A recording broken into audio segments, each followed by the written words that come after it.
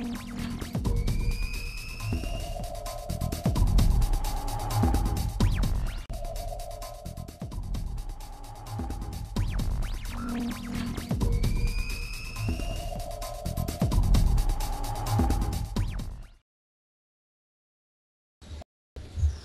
alaikum wa rahmatullahi wa barakatuh.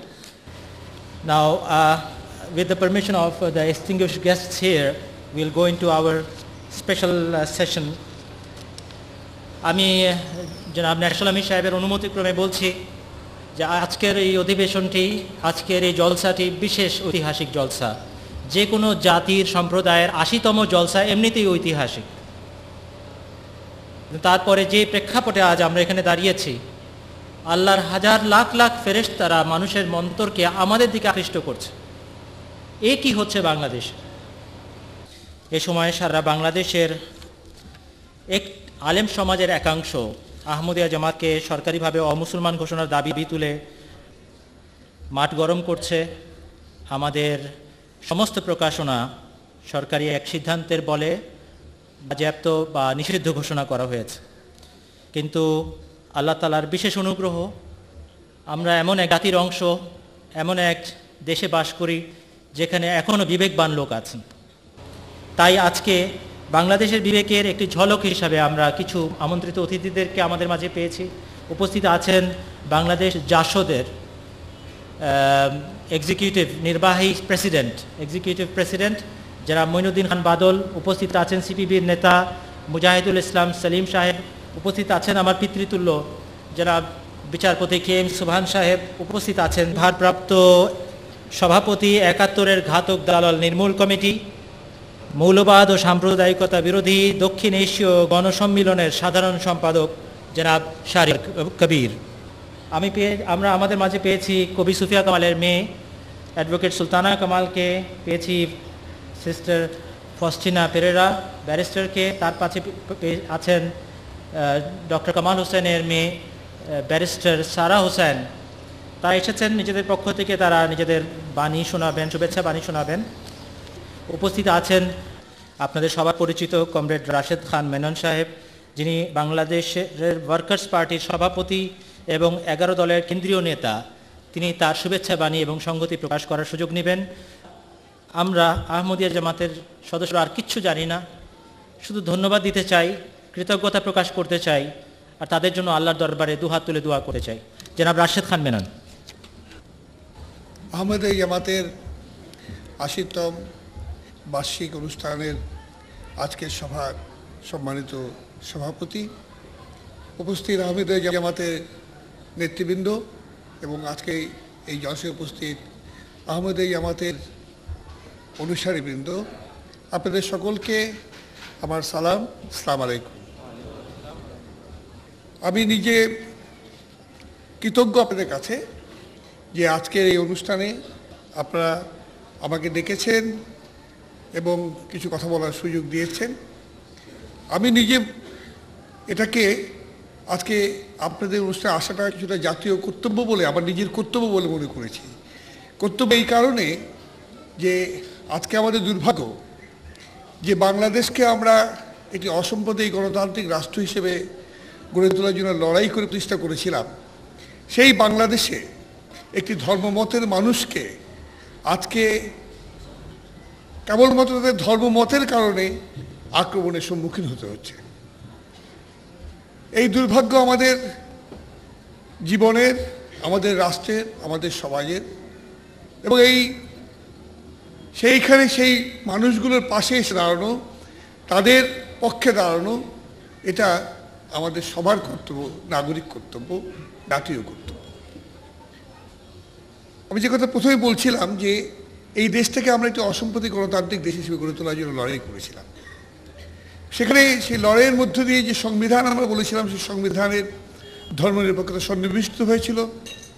আমরা বলেছিলাম রাষ্ট্রের দায়িত্ব কারো ধর্মমতকে প্রচার করা নয় অথবা কারো মত নিয়ে কথা বলা নয়।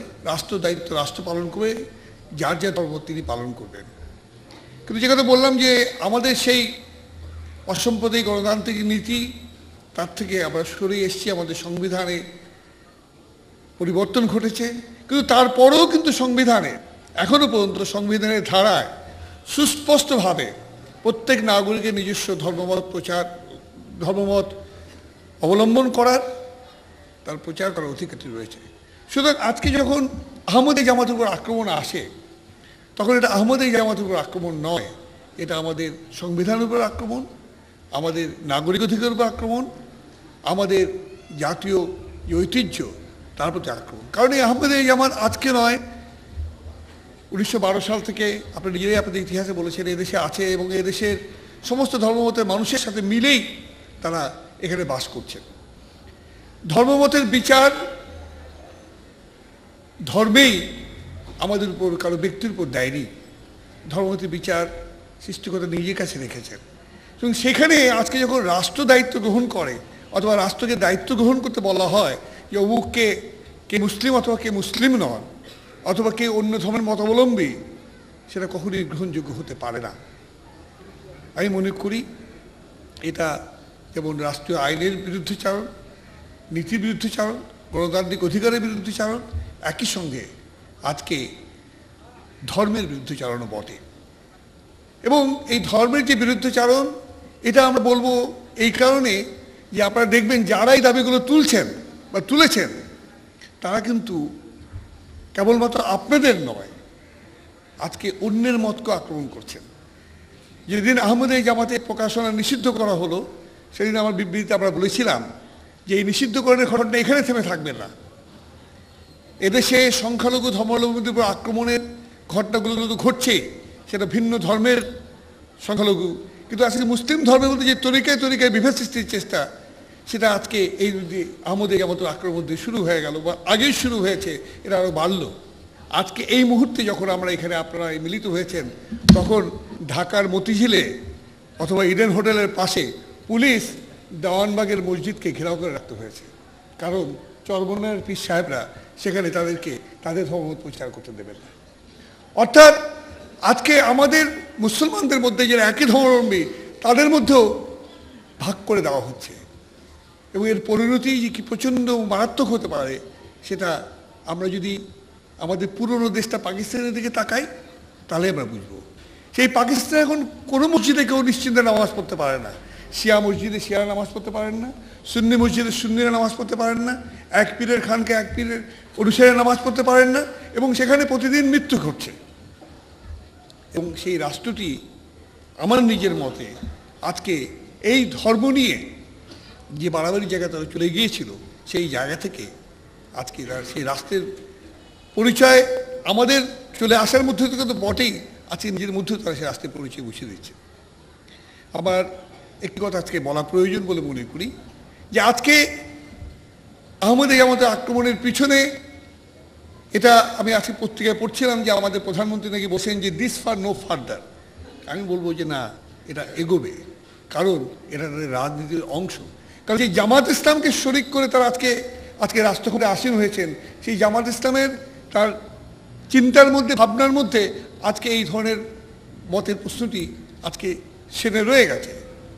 আমরা তো সবাই জানি যে সেই পাকিস্তানে আজকে এই আহমদী জামাতের অনুসারীদেরকে অমুসলিম ঘোষণার দাবি করতে গিয়ে সেদিন এই জামাতিরা কী ধরনের দাঙ্গা সৃষ্টি করেছিল, এবং সেই দাঙ্গায় কত মানুষ প্রাণ হারিয়েছিল, এবং সেই দাঙ্গায় ওই জামাতের আমির মোল্লা মওদুদির তার প্রাণদণ্ড বন্ধ হয়েছিল।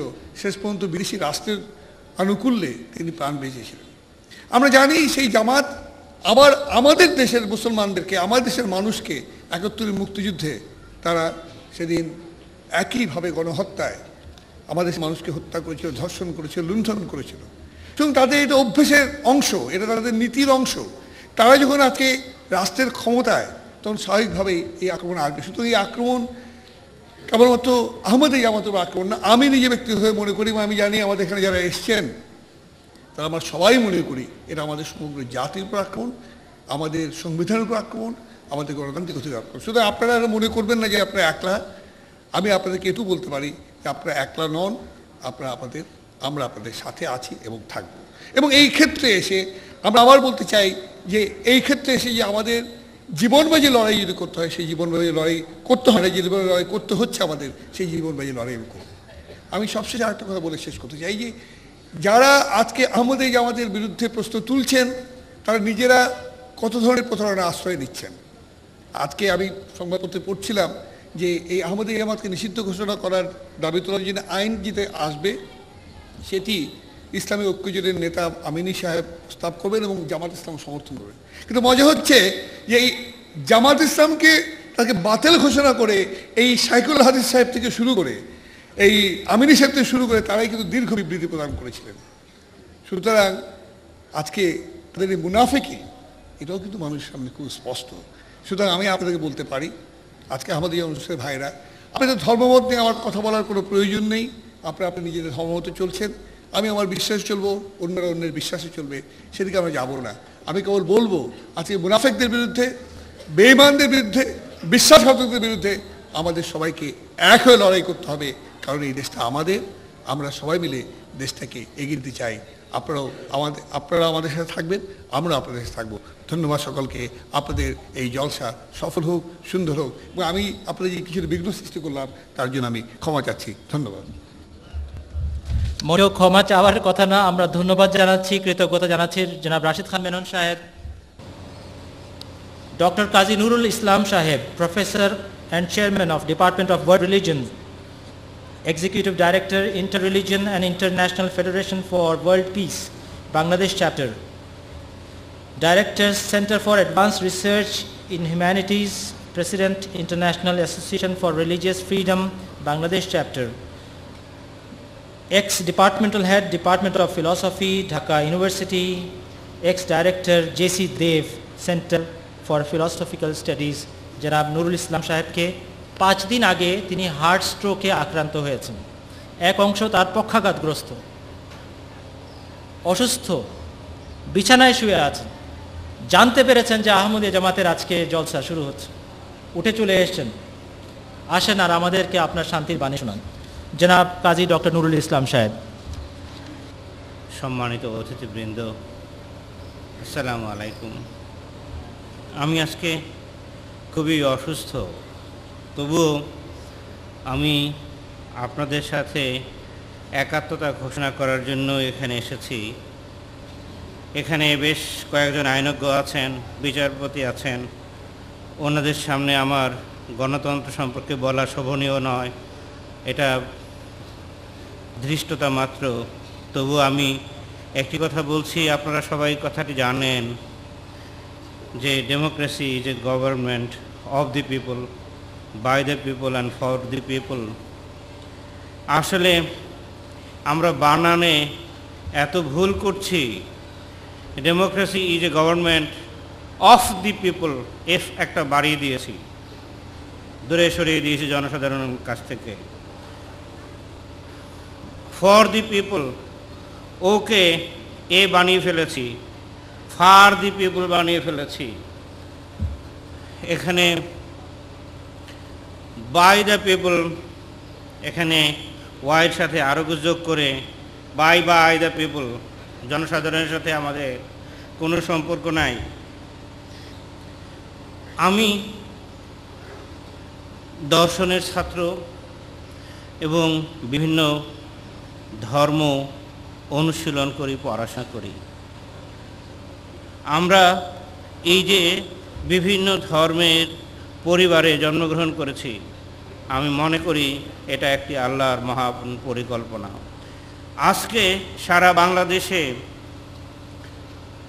যখন এই আহমদিয়াদের উপরে নির্যাতন চলছে, আমার কাছে সত্যি সত্যি মনে হয়েছে আমরা কোথায় আছি?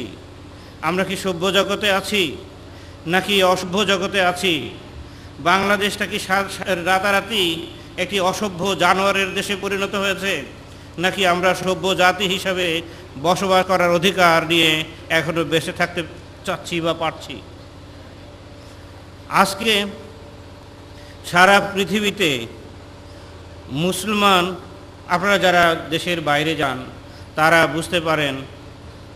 বুঝতে পারেন যখনই নামটা মুসলমান পরিচিত হয় তখনই অন্যরা একটুখানি আর নজরে ভালো করে তাকায়। তখন আমার সত্যি সত্যি অন্তরটা ফেটে যায়। এর জন্য দায়ী কারা? এর জন্য আমরা অনেককে দায়ী করি। এখানে সাংবাদিক ভাইয়েরা আছেন, কিছু সাংবাদিক ভাইয়েরা কথা একটু বাড়িয়েও লেখেন। যাই হোক, সাংবাদিক ভাইয়েরা যারা আছেন তাদের বেশিরভাগই জাতির বিবেকের কাজ করছেন, বিবেকের কাজ করছেন বলেই আজকে আহমদীয় সম্প্রদায়ের বিরুদ্ধে যত মর্মান্তিক সিদ্ধান্ত নেওয়ার কথা ছিল ততটা মর্মান্তিক সিদ্ধান্ত এখনও নিতে সাহস পাচ্ছেন না। এজন্য রাজনীতিবিদরা যতটা দায়ী, যতটা ক্রেডিট পেতে পারেন আমাদেরকে মাফ করবেন। সাংবাদিকরা আপনাদের এদেশের মানুষদের অধিকারগুলোকে আটকে রেখেছে, ধরে রেখেছে, কিন্তু বিদেশি সাংবাদিকরা, পাশ্চাত্যের মিডিয়ারা আজকে মুসলমানদের বিরুদ্ধে যে হেট ক্যাম্পেইন করছে, সেই হেট ক্যাম্পেইন করার ব্যাপারে সুযোগ কারা দিচ্ছি? সুযোগ দিচ্ছি কিন্তু আমরা নিজেরা মাঝে মাঝে এমন অপকর্মের সাথে নিজেদেরকে জড়িয়ে ফেলছি। আমরা মুসলমান হওয়া তো দূরের কথা, সত্যিকারের অর্থে আমরা কি মানুষ? একটা গরু জন্মে গরু, মরেও গরু। একটা ছাগল জন্মে ছাগল, মরেও ছাগল। একটা পাখি জন্মেও পাখি, মরেও পাখি। কিন্তু একটা মানুষ, সে মানুষ হওয়ার যে পটেনশিয়ালিটি, যে যোগ্যতা, সেটা নিয়ে জন্মায়, কিন্তু মনুষ্যত্ব তাকে অর্জন করতে হয়, এবং সেই মনুষ্যত্ব যদি অর্জন করতে না পারে তাহলে সে অমানুষ হিসাবেও মরতে পারে। কাজেই আমরা মুসলমান হলাম, সে সুন্নি হলাম না শিয়া হলাম না কাদিয়ানি হলাম, তার চেয়ে বড় কথা হচ্ছে আজকে আমাদের মানুষ হওয়া প্রয়োজন। আমরা যদি সত্যিকার অর্থে মানুষ না হতে পারি তাহলে কিন্তু কারোর অধিকারই অক্ষুণ্ণ থাকবে না। আমি একজন হিন্দু সেইন্টের কথা বলে আমি শেষ করব। হিন্দু সেইন্ট এই দেশেরই, বরিশালেরই ডক্টর মহানামব্রত ব্রহ্মচারীর নাম হয়তো আপনারা শুনে থাকতে পারেন। এই বছরটা জন্মশতবার্ষিকী পালিত হচ্ছে। তিনি সারা পৃথিবীতে ইসলামের একটি ডেফিনেশন দিতেন, সারা পৃথিবীতে। বোধ করি এই অঞ্চলে তিনি প্রথম এত উচ্চশিক্ষিত ব্যক্তি। 1932 সনে শিকাগো বিশ্ববিদ্যালয় থেকে দর্শনে পিএইচডি করেছেন। সারা পৃথিবী ঘুরে উনি বলছেন ইসলাম মানে হচ্ছে ISLAM, I shall love mankind, all mankind. I shall love all mankind. আমি মনে করি এটা যদি ইসলামের সত্যিকারের আদর্শ হয় তাহলে আহমদীয়দের উপরে যে নির্যাতন নেমে আসছে, অন্যদের উপরে যে নির্যাতন নেমে আসছে, সেই নির্যাতনের অবসান হবে। পরিশেষে আপনাদের সবার সাথে একাত্মতা ঘোষণা করে এবং আমার মতো একজন নগণ্য ব্যক্তিকে যে কথা বলার সুযোগ দিয়েছেন সেজন্য সবাইকে ধন্যবাদ দিয়ে আমার বক্তব্য শেষ করছি। আসসালামু আলাইকুম। আমরা শুনছিলাম ডক্টর কাজী নুরুল ইসলাম সাহেবের বক্তব্য। তিনি অসুস্থতা সত্ত্বেও আমাদের সাথে সংহতি এবং সহমর্মিতা প্রদর্শনের জন্য উঠে এসেছেন। এখন আমি আমন্ত্রণ জানাচ্ছি জনাব মঈনুদ্দিন খান বাদল সাহেবকে, যিনি executive president of JASAD Bangladesh. জনাব মঈনুদ্দিন খান বাদল, শুভেচ্ছা বক্তব্য। আসসালামু আলাইকুম। আহমদিয়া জামাতের সবাই এসে আমার প্রথম ফিলিংটা হলো যে একদম নিপাট শান্তিবাদী ভদ্রলোকদের কোনো সমাবেশ হলে সমাবেশের চেহারা এরকম হয়। আমি অতটুক নিপাট ভদ্রলোক নই, মানে বিনয় বৈষ্ণব সাচ্ছি না, দ্যাট ইজ রিয়ালিটি। আমি তিনটা কথা বলবো। কোনো কৃতজ্ঞতার পাশে আবদ্ধ করার জন্য এই সমাবেশে আসেনি। সমাবেশে এসছি নিজের গরজে। গরজটা এই, অনেক আগে অ্যান্টি নাজি আন্দোলনের বিরাট নেতা মার্টিন পাস্টরের একটা কথা ছিল, in Germany they came for the communist, I didn't protest because I thought I am not a communist. Then they came for the Jews, I didn't protest because I was not a Jew. Then they came for the Catholics. I didn't protest because I was a Protestant. And they came for the Protestant. And alas, there was nobody to protest.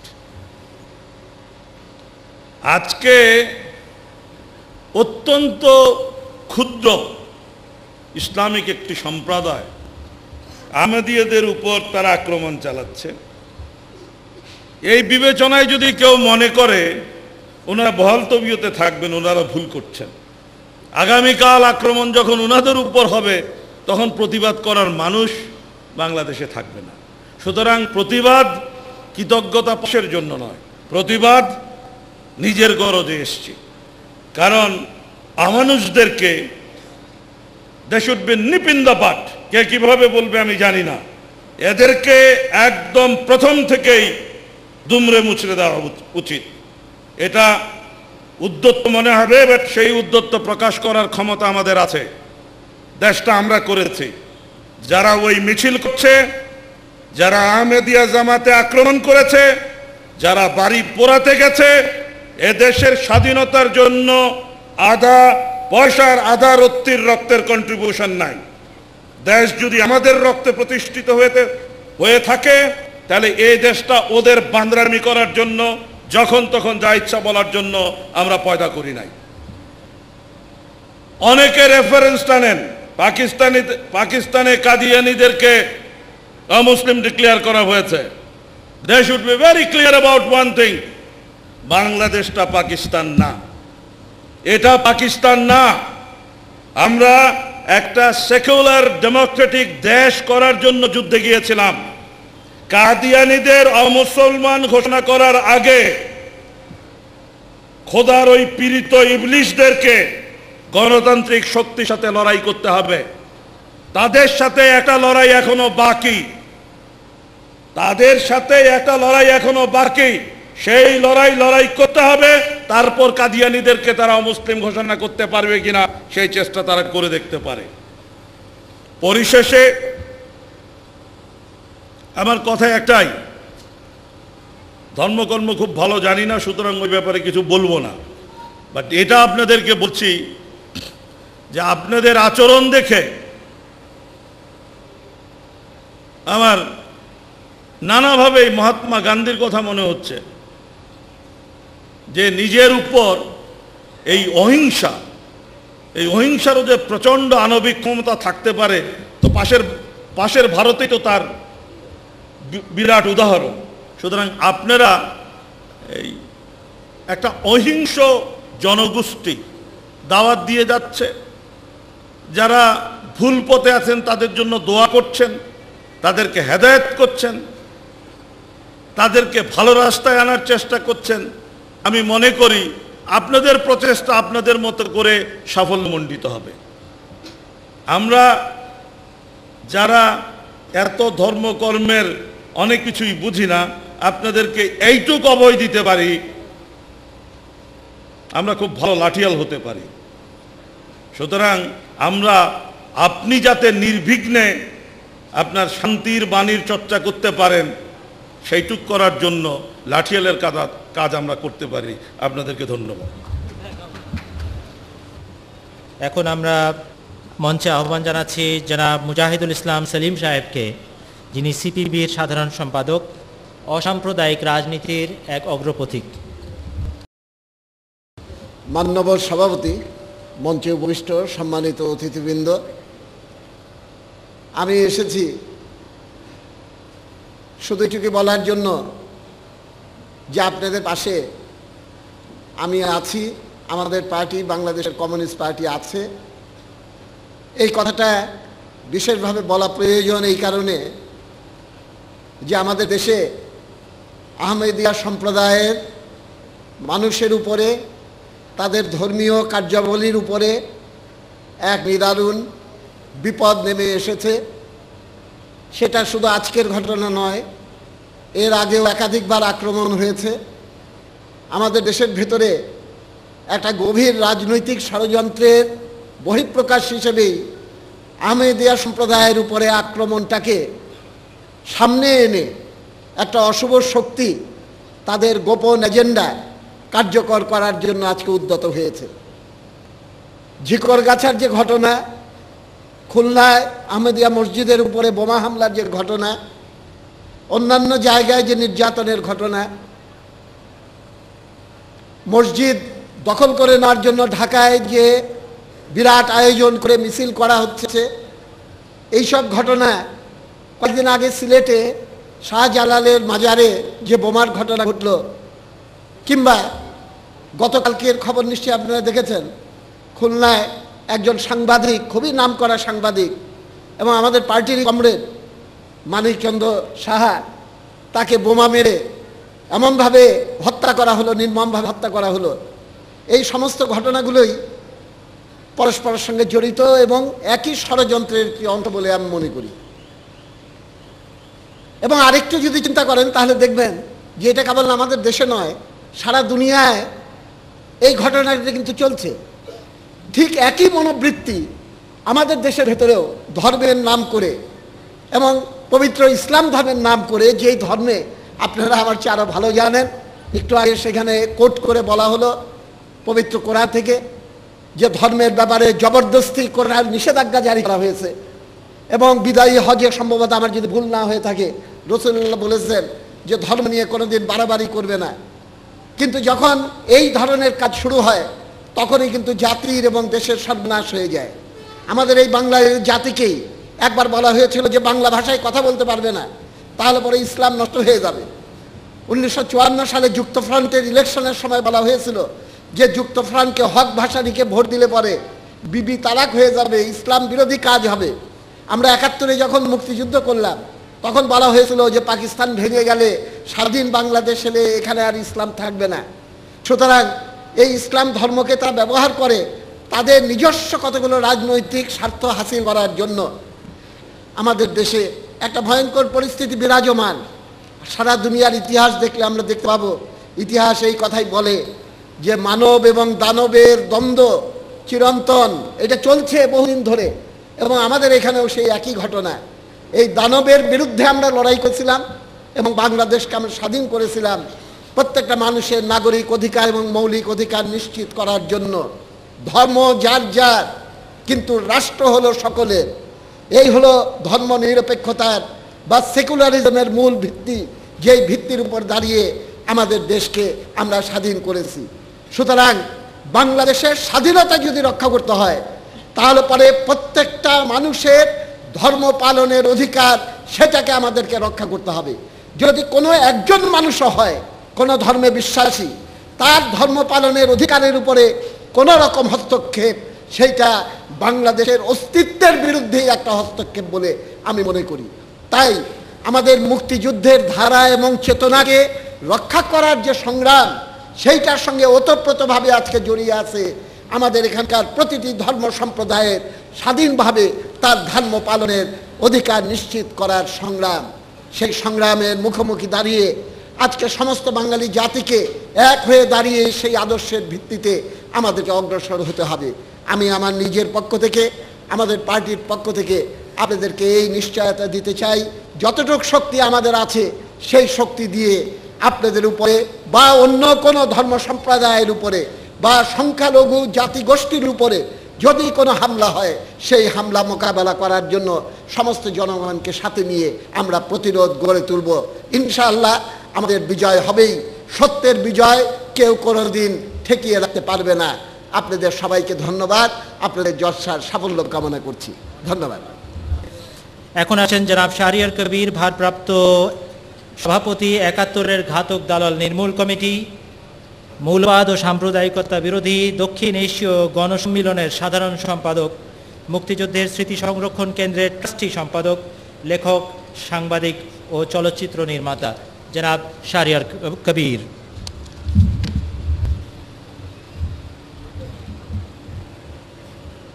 আজকের এই সম্মেলনের শ্রদ্ধেয় সভাপতি, মঞ্চে উপবিষ্ট আহমেদিয়া সম্প্রদায়ের সম্মানিত নেতৃবৃন্দ, শ্রদ্ধেয় সুধী মণ্ডলী, আপনারা আমাদের সংগ্রামী অভিনন্দন সালাম গ্রহণ করুন। আসসালামু আলাইকুম ওয়া রাহমাতুল্লাহি ওয়া বারাকাতুহু। আপনারা জানেন, আমরাও জানি, গত কয়েক মাস ধরে বাংলাদেশে কি ঘটছে। এটাই প্রত্যাশিত ছিল 2001 সালে যখন 71-এর ঘাতক দালাল যুদ্ধাপরাধীরা বেগম খালেদা জিয়ার ঘাড়ে সওয়ার হয়ে ক্ষমতার অংশীদার হলে তখন থেকেই কিন্তু আমাদের এই আশঙ্কাটি ছিল যে তারা তাদের পুরনো ট্রাম্প কার্ডগুলো খেলবে। পাকিস্তানে তারা যা করেছে বাংলাদেশে তা করবে। ইতিপূর্বে তারা এই ধরনের হামলা করেছিল এবং তাদের যে বক্তব্য কাদিয়ানীদেরকে অমুসলমান ঘোষণা করতে হবে, এটা আমাদের কাছে নতুন কিছু নয়। কিন্তু যেই মুহূর্তে সারা পৃথিবীতে মুসলমান সম্প্রদায়কে কাঠগড়ায় দাঁড় করানো হচ্ছে সন্ত্রাসের জন্য দলমত নির্বিশেষে, সেই মুহূর্তে বাংলাদেশে ইসলামের ধ্বজাধারী কিছু দল যখন এই ধরনের সন্ত্রাসী কর্মকাণ্ড চালায়, আমাদের ভেবে দেখতে হবে তারা আসলে কি চায়। আজকে যারা আহমেদিয়াদেরকে অমুসলিম ঘোষণার জন্য আন্দোলন করছে, মিছিল করছে, তারা কারা? এই যে শাইখুল হাদিস আজিজুল হক, আপনাদের মনে থাকতে পারে 92 সালে যখন ভারতে হিন্দু মৌলবাদীরা সাম্প্রদায়িক অপশক্তি বাবরি মসজিদ ভেঙেছিল, তখন বাংলাদেশে এই শাইখুল হাদিস আজিজুল হক বলেছিল ইসলাম নামক বৃক্ষটির গোড়ায় পানি নয় রক্ত ঢালতে হবে। এবং তারপরেই আমরা প্রত্যক্ষ করলাম বাংলাদেশের নিরীহ হিন্দু সম্প্রদায়ের উপর এক নজিরবিহীন নির্যাতন। তাদের শত শত মন্দির ভাঙা হলো, সম্পদ লুণ্ঠন হলো, হত্যা হলো, ধর্ষণ হলো, যাবতীয় ধ্বংসযজ্ঞ আমরা প্রত্যক্ষ করলাম। এবং যারা ইসলাম প্রচার করেছিলেন তারা কেউ জামাতিদের মতো তলোয়ার বন্দুক নিয়ে ইসলাম কায়েম করেননি, মানুষের গলা কেটে, রগ কেটে, হাত কেটে ইসলাম কায়েম করেননি। আপনারা বরং প্রশ্ন করতে পারি আমরা জামাতিদেরকে, তারা কজনকে ইসলাম ধর্মে দীক্ষিত করেছে এবং আহমেদিয়া সম্প্রদায় সারা পৃথিবীতে কতজনকে ইসলাম ধর্মে দীক্ষিত করেছে? তারা নিজেদের ইসলামের ঠিকাদারি নিয়েছে। তো ঠিকাদারি নিয়ে তারা কি করছে? রাজনীতি করছে। আমরা সবসময় বলছি রাজনীতি ঠিক আছে, জামাত ইসলামী রাজনীতি করবে, তারা মওদুদিদের প্রচার করবে, এতে আমাদের কোনো বিরোধ নেই। কিন্তু যখনই তারা ধর্মকে রাজনীতিতে টেনে আনবে, ইসলামকে যখন রাজনীতিতে টেনে আনবে, তখনই আমাদের আপত্তি। ইসলামের কথা বলে আপনারা মওলানা মওদুদি থেকে শুরু করুন। ব্রিটিশরা মওদুদিকে দিয়ে জামাতে ইসলামী তৈরি করিয়েছিল সেই সময় যখন এদেশের হিন্দু মুসলমান নির্বিশেষে ব্রিটিশের বিরুদ্ধে স্বাধীনতার জন্য সংগ্রাম করছিল। মুসলমানদের একটু অংশ পাকিস্তান চেয়েছিল এবং কিন্তু তারাও সেখানে ব্রিটিশ শাসনের অপসারণ চেয়েছিল। মওদুদি তাদেরকে বললেন যারা পাকিস্তানের জন্য আন্দোলন করছে সেই মুসলমানদের সঙ্গে তিনি নেই, তিনি এটাকে না পাকিস্তান আন্দোলন নাম দিয়েছিলেন। এবং এই মওদুদি একটু আগে এখানে মীর মোবাশ্বের আলী সাহেব বলেছেন, নুরুল ইসলাম সাহেব বলেছেন, গণতন্ত্রের যে সংজ্ঞা, পরিষ্কারভাবে মওদুদি বলেছেন গণতন্ত্রের এই যে সংজ্ঞা পশ্চিমা বিশ্ব থেকে দেয়া হয়েছে জনগণের দ্বারা, জনগণের সরকার, আমি এই মতবাদে বিশ্বাস করি না।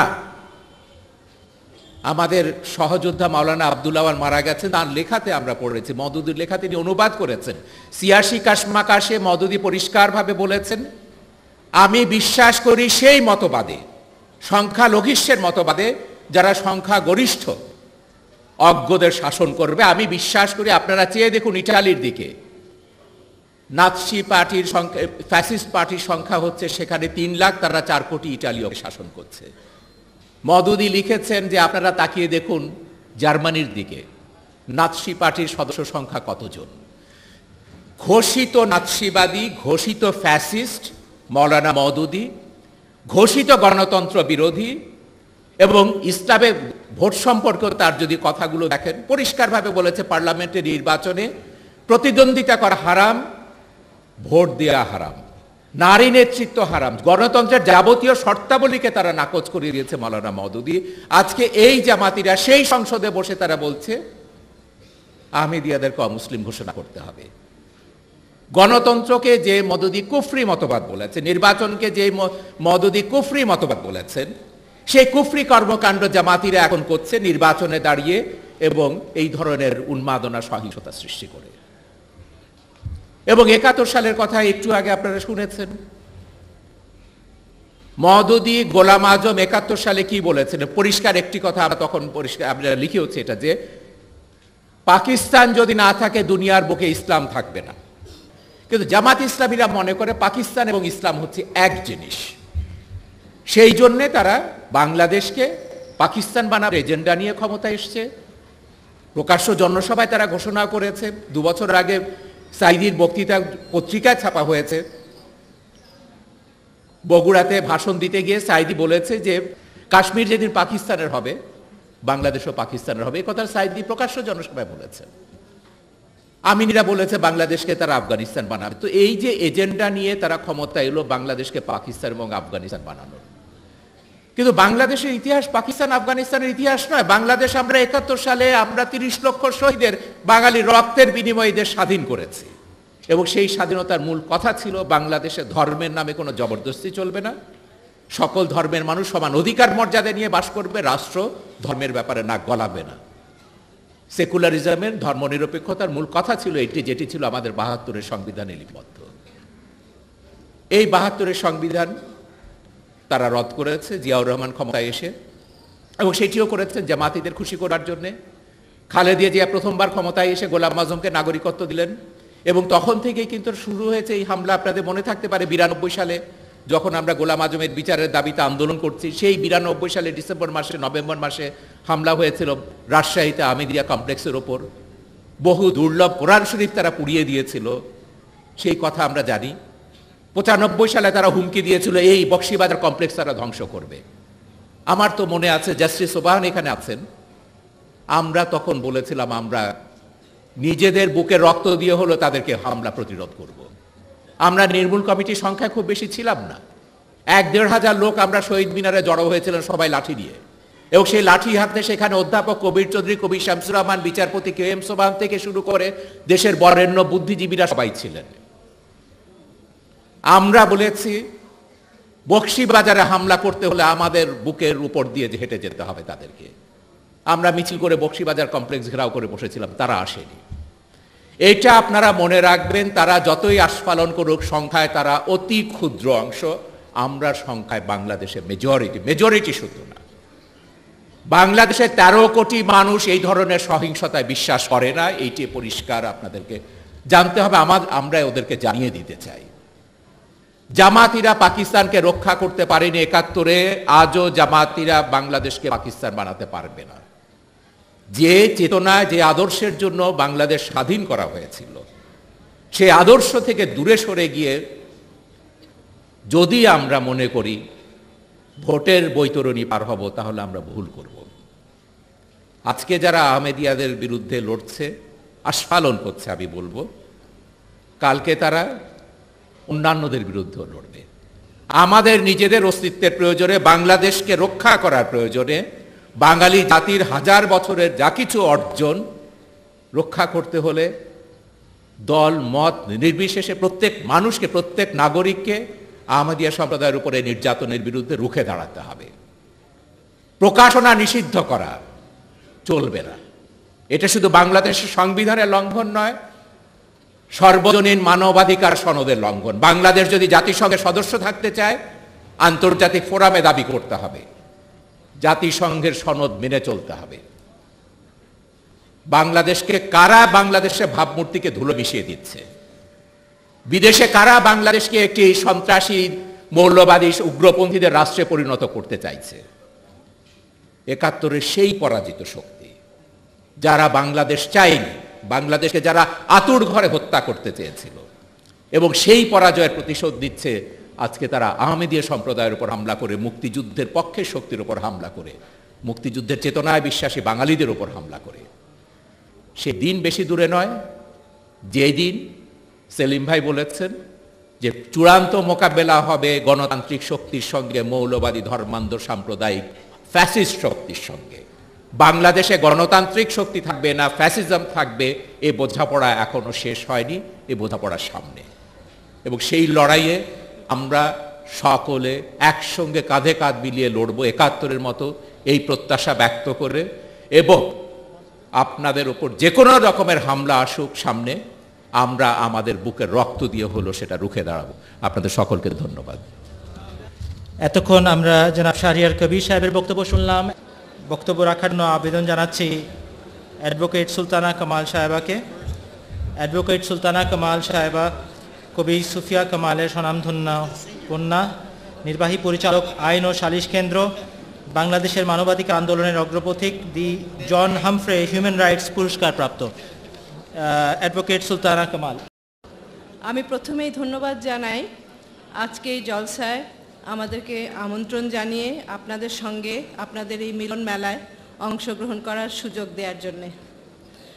আমার বক্তব্য খুব বেশি দীর্ঘায়িত করার কোনো অবকাশ নাই, কারণ আপনারা আমি জানি যে অনেক সময় ধরে এখানে অপেক্ষা করছেন, আপনাদের নিজেদের অনেক আলোচনার বিষয়বস্তু আছে, অনেক মত বিনিময়ের ব্যাপার আছে।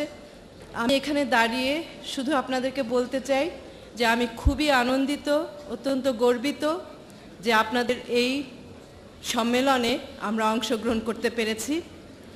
আমাকে পরিচয় করিয়ে দেয়া হয়েছে বেগম সুফিয়া কামালের কন্যা হিসাবে। আমি অবশ্য তার প্রতিনিধিত্ব এখানে করছি না, যদিও আমি নিশ্চিত যে আজকে তিনি যদি বেঁচে থাকতেন আপনাদের এই দিনে, শুধু দুর্দিনে নয়, আপনাদের দুর্দিনে সুদিনে সবসময় তিনি আপনাদের পাশে থাকতেন এবং আজকে আপনাদের উপরে যে আঘাত নেমে এসেছে সেই আঘাতে তিনি তীব্র প্রতিবাদ জানাতেন। আমি এখানে প্রতিনিধিত্ব করছি আমার সমস্ত সহকর্মীদের, আইন সালিশ কেন্দ্রের, এবং আজকে বিশেষ করে আরও একজনকে স্মরণ করছি যিনি আমাদের একজন প্রতিষ্ঠাতা সদস্য, সদ্য প্রয়াত আমার অত্যন্ত প্রিয় ব্যক্তিত্ব সালমা সুবহান আপাকে। আমি জানি তিনি যদি আজকে বেঁচে থাকতেন তিনি অবশ্যই আপনাদের এই জলসায় হাজির থাকতেন, আপনাদেরকে এই কথাটা জানাতে, আপনাদের যে কোনো অসুবিধায়, আপনাদের যে কোনো বিপদে, আপনাদের যে কোনো ঝুঁকিতে তিনি আপনাদের পাশে আছেন। আমরা কিছুদিন আগেই একটা নির্বাহী পরিষদের সভা করেছিলাম। সালমা আপা আমাকে যখন নির্বাহী পরিচালক পদে নিযুক্ত করেছেন, তারপরে তিনি নির্বাহী পরিষদের সদস্য ছিলেন এবং তখন আপনাদের ঝিকর গাছার অত্যন্ত মর্মন্তুদ ঘটনা ঘটে গেছে, কুষ্টিয়ায় অত্যন্ত লজ্জাজনক ঘটনাগুলি ঘটছে। আমি সালমা আপাকে বললাম যে আপা, আমি নির্বাহী পরিষদের কাছ থেকে কোনো সংবাদ নিতে পারি নাই, আমি কিন্তু তার আগেই কাজ শুরু করে দিয়েছি। সালমা আপা আমাকে বলেছিলেন যে তুমি কাজ করে যাও, আমরা তোমার সঙ্গে আছি। আমি সেই বার্তা আপনাদের কাছে পৌঁছে দিলাম।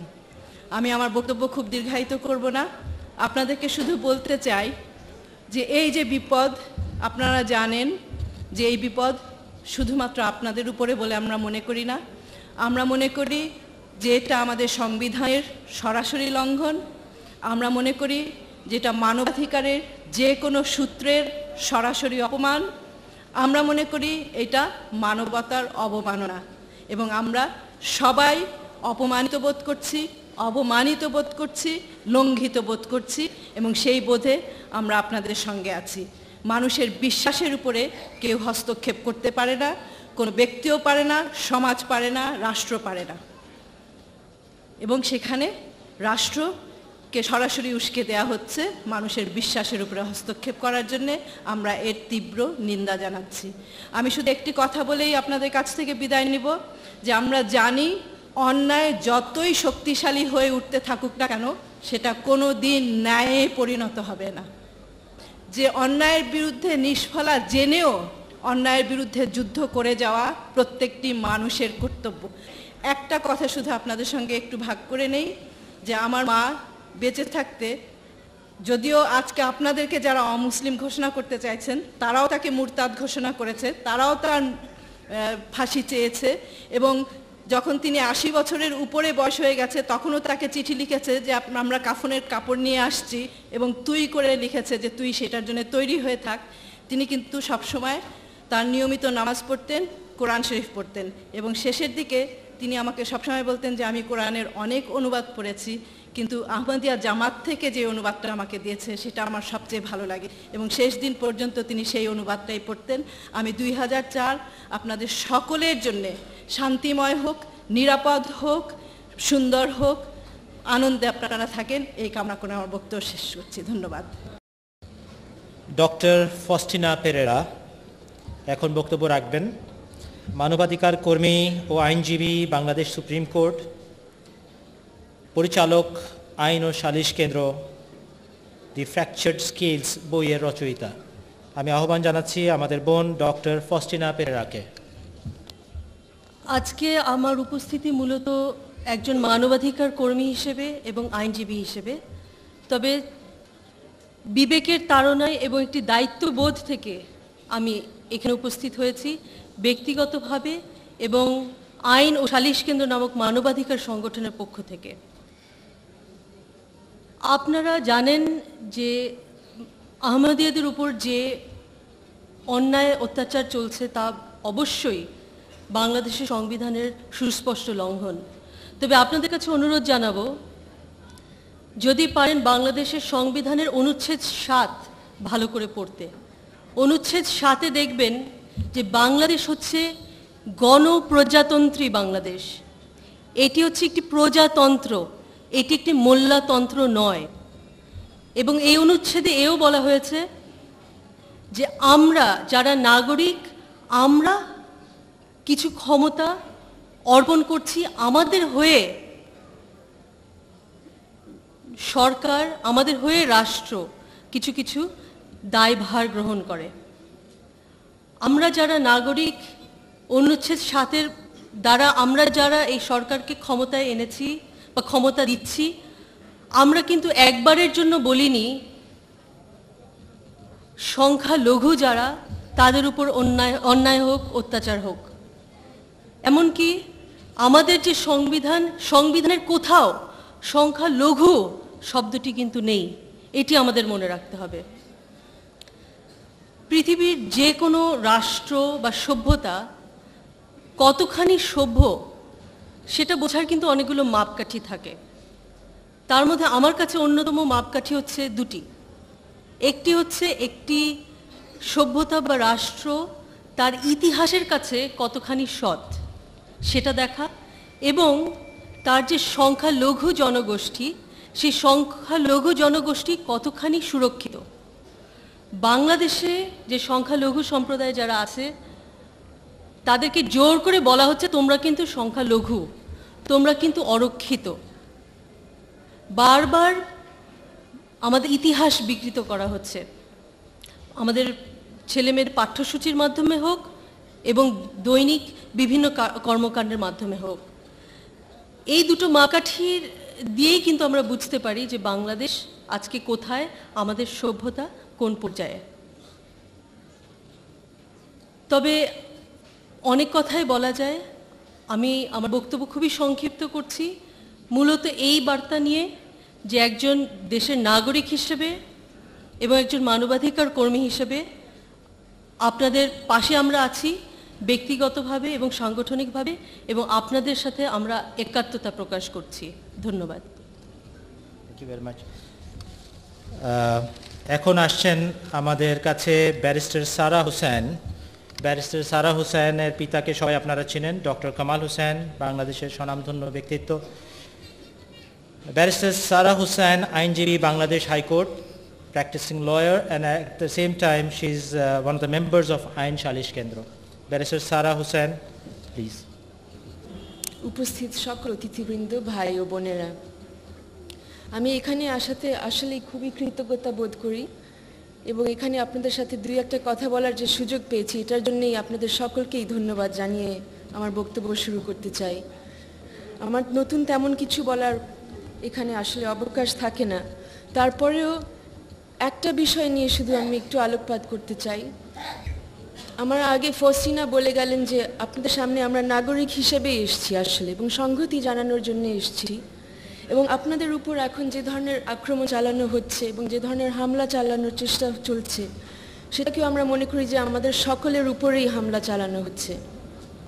আমাদের সকলেরই অধিকার খর্ব করা হচ্ছে এবং খর্ব করার চেষ্টা করা হচ্ছে, কারণ আমাদের সকলেরই বোধহয় একটাই স্বপ্ন আছে, এক ধরনের বাংলাদেশ দেখার, যে বাংলাদেশের মধ্যে সবাই সব ধরনের অধিকার নিয়ে নিশ্চিন্তে নিরাপত্তায় বাস করতে পারে, যেখানে সকলেরই ধর্ম পালন করার অধিকার নিশ্চিত করা হবে, সকলের চিন্তার অধিকার নিশ্চিত করা হবে, অবশ্যই বাক স্বাধীনতার অধিকারও নিশ্চিত করা হবে, এবং আইন ছাড়া কারো বিরুদ্ধে কোনো ধরনের ব্যবহার, কোনো ধরনের আচরণ কোনোভাবেই করা যাবে না।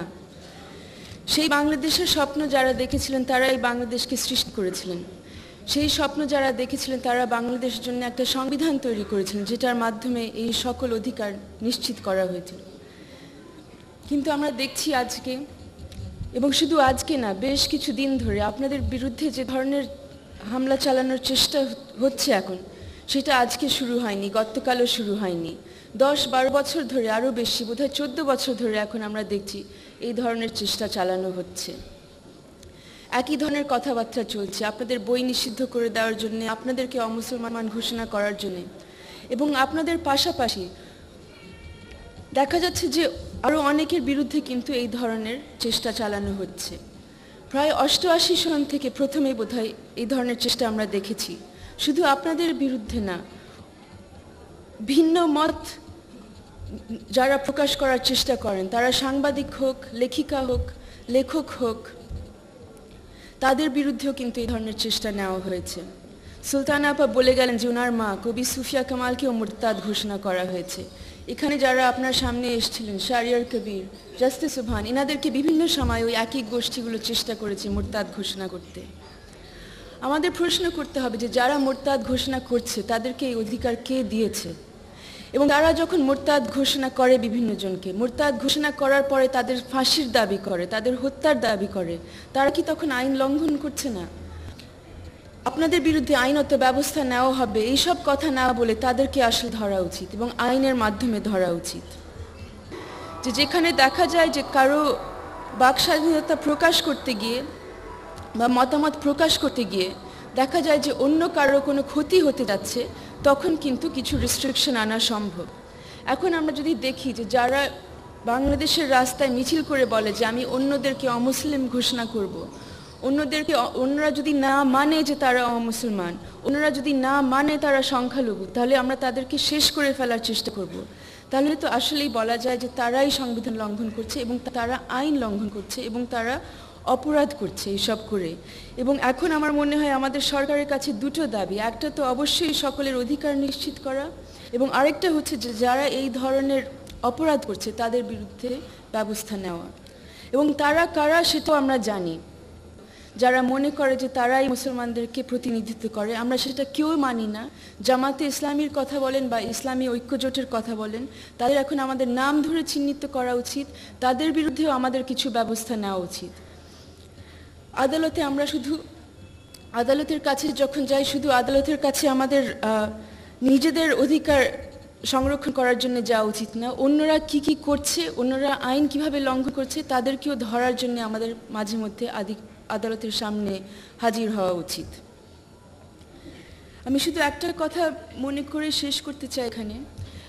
আমাদের কিছুক্ষণ আগে বাদল ভাই বলে গেলেন ওই অ্যান্টি নাৎসি যিনি ছিলেন পাস্টার নিমোলা, ওনার কথা, যে উনি বলেছিলেন যে অন্যদের first they came for the Catholics and no one stood for them. উনি যে কথাটা বলে গেছেন ওটা অনুসরণ করে প্রায় 10 বছর আগে বাংলাদেশে বেশ কয়েকজন মিলিয়ে আরেকটা স্লোগান তৈরি করেছিলেন। সেখানে বলা হয়েছিল, প্রথমে তারা এলো নূরজাহানের জন্যে, নূরজাহানকে ফতোয়া দিয়ে হত্যা করা হয়েছিল। প্রথমে তারা এলো নূরজাহানের জন্যে, কেউ কথা বলেনি। তারপর তারা এলো সাংবাদিকদের জন্যে, কেউ কথা বলেনি। তারপর তারা আসলো আহমদিয়াদের জন্যে, কেউ কথা বলেনি। এবার তারা এসছে আমার জন্যে, এবার বলবে কে?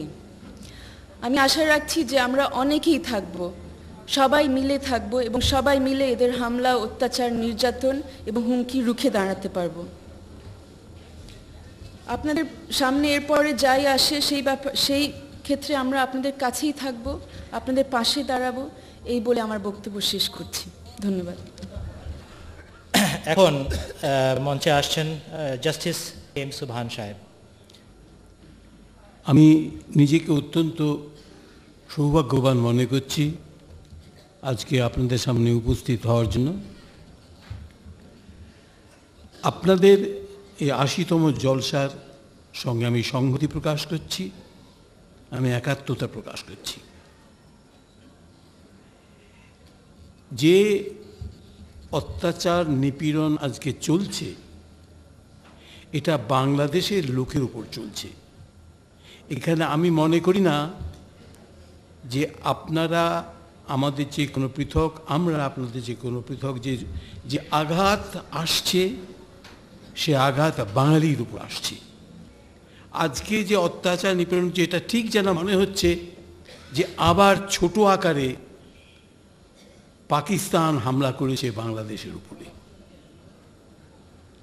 বাংলাদেশের মানুষ বিভিন্ন ধর্মাবলম্বী, বিভিন্ন মতবাদ তাদের আছে, এবং এই সমস্ত বিভিন্নতার মধ্যে বাংলাদেশ আছে, বাংলাদেশ থাকবে। এর বিরুদ্ধতা যারা করবে তারা বাংলাদেশের মানুষ না। যারা নাখালপাড়ায় মসজিদ দখল করতে যাচ্ছে, যারা ঝিকরগাছায় মাওলানা শাহ আলমকে হত্যা করছে, আপনারা চিন্তা করতে পারেন একজন মাওলানাকে হত্যা করছে রোজার দিনে ইফতারের আগে তার বাড়িতে, তার স্ত্রী, কন্যা, পুত্রের সামনে তাকে হত্যা করা হয়েছে। এর চেয়ে নির্মম আর কিছু হতে পারে? আমরা দেখেছি যে কোথায় তাকে হত্যা করা হয়েছে। এরা বাঙালি না, এবং আমি বলবো এরা মানুষও না, এরা সন্ত্রাসী। এদের একমাত্র নাম হচ্ছে সন্ত্রাসী। কারণ আমাদের দৃঢ় বিশ্বাস যে আমরা যারা সংবিধানের যে সব অধিকার দেওয়া হয়েছে সেই অধিকারকে উন্নত রাখার চেষ্টা করছি। আজকে যখন আহমদিয়া জামাতের বই প্রকাশনা বন্ধ করে দেয়, তখন সংবিধান লঙ্ঘন করে। সংবিধানে আছে মত প্রকাশের স্বাধীনতা আছে, মুক্ত চিন্তার স্বাধীনতা আছে, সংবাদপত্রের স্বাধীনতা আছে। তারা যখন মসজিদ দখল করতে যায় এবং পুলিশ কিছু বলে না, পাশে থাকে, তখন তারা সংবিধান লঙ্ঘন করে। সংবিধানে আছে যে যার মতো ধর্ম পালন করবে, ধর্ম প্রচার করবে, ধর্মীয় স্থান রক্ষা করার চেষ্টা করবে, ধর্মীয় স্থান বানানোর চেষ্টা করবে। এই সকলের বিরুদ্ধে যখন কেউ কাজ করে তখন সে কাজ সংবিধান বিরুদ্ধ হয়। সংবিধান বিরুদ্ধ হলে তা বাংলাদেশের বিরুদ্ধে হয়। এবং এদের এই অশুভ তৎপরতা কোনোদিন সফল হবে না। আমরা সকলে মিলে, সমস্ত সিভিল সমাজ, সেই সন্ত্রাস আমরা প্রতিবাদ করব এবং প্রতিরোধ করব। আজকে কোনো এক যুদ্ধ অপরাধী বলছে যে সংসদে বিল আনবে আহমদিয়া জামাতকে অমুসলমান ঘোষণা করার জন্য। তাদের বুদ্ধি দেখুন। ধর্মবিশ্বাস কি সংবিধানের আইন তৈরি করে করা যায়? কেউ কি বলতে পারে যে তুমি মুসলমান না, তুমি মুসলমান না? আইন করে কি করে একজনকে ধর্মবিশ্বাস দেওয়া যায় বা একজনকে ধর্মবিশ্বাস থেকে বিচ্যুত করা যায়? এটা আমার বুদ্ধির অতীত। আমাদের সকলকে সাহস দেব যে অমঙ্গল কিছু করার ক্ষমতা কারো নেই। সন্ত্রাসীকে নির্মূল আমরা করবই। যে সন্ত্রাস আজকে ধর্মের উপর আঘাত আনছে, যে সন্ত্রাস আজকে বিশ্বাসের উপর আঘাত আনছে, যে সন্ত্রাস আজ সংবিধানের বিরুদ্ধে আঘাত আনছে, সে সন্ত্রাসকে আমরা পরাজিত করবই। এই কথা বলে আপনাদের এই জলসার সাফল্য কামনা করে আপনাদের সকলের মঙ্গল হোক। ধন্যবাদ। আজকের বিশেষ আমাদের মেহমান যিনি আছেন, মুকররম নবাব মনসুর আহমদ খান সাহেব। আমাদের মঞ্চে উপবিষ্ট আছেন জনাব জিন্দা Mahmud Bajwa. He is the national secretary, external affairs, Ahmadiyya Muslim Jamaat, United states of America. আরও আছেন brother Hasan Hakim. He is the president of জায়ন Jamaat, the home city. He is a writer, artist and social worker. একটু পরে যখন ইজতেমাই দোয়া করাবেন আমাদের প্রধান অতিথি, স্মরণ রাখবো বাংলাদেশের সাংবাদিক, সম্পাদক, বুদ্ধিজীবী,